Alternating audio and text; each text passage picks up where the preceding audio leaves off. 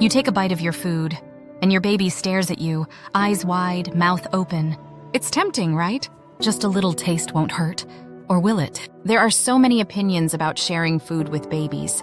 Some say it helps them develop better eating habits, while others warn it's a major health risk. So what's the truth? Today, we're breaking down the biggest myths about sharing food with babies.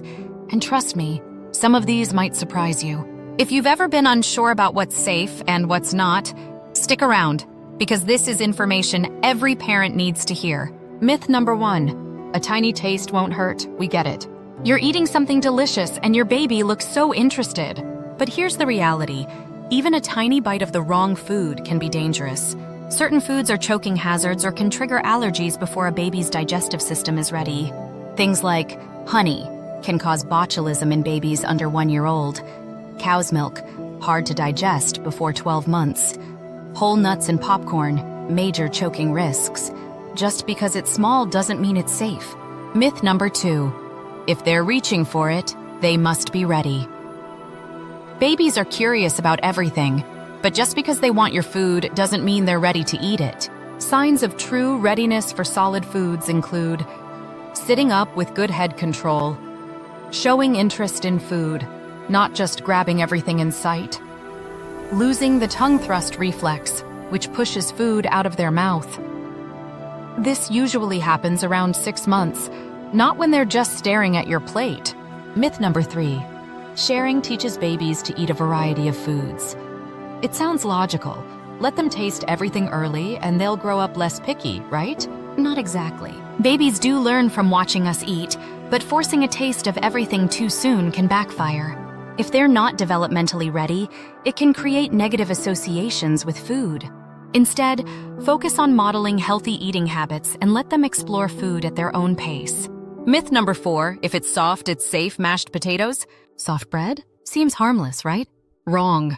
Some soft foods actually increase choking risk because they can stick to a baby's mouth or form a sticky ball that's hard to swallow. Surprising high-risk foods include peanut butter on a spoon, too thick.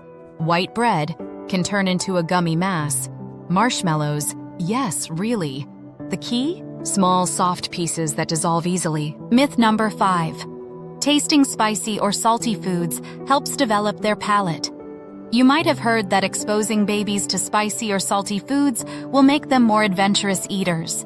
But before 1 year old, babies' kidneys can't handle excess salt, and spicy foods can irritate their digestive system. Babies don't need added salt at all. And as for spices? Mild ones like cinnamon or turmeric are fine, but start slow and watch for reactions. There's plenty of time for bold flavors later. Myth number 6. It's okay as long as it's on my spoon.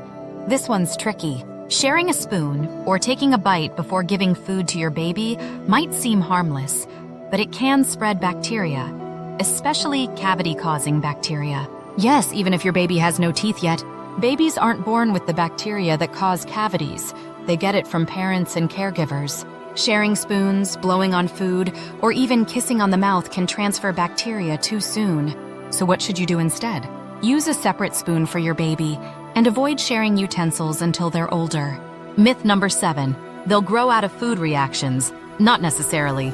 If a baby has a bad reaction to a certain food, like vomiting, hives, or difficulty breathing, don't assume they'll outgrow it. Food allergies can be serious, and early reactions might be a warning sign. Always introduce new foods one at a time and watch for any unusual symptoms. And if you ever suspect an allergy, talk to your pediatrician right away.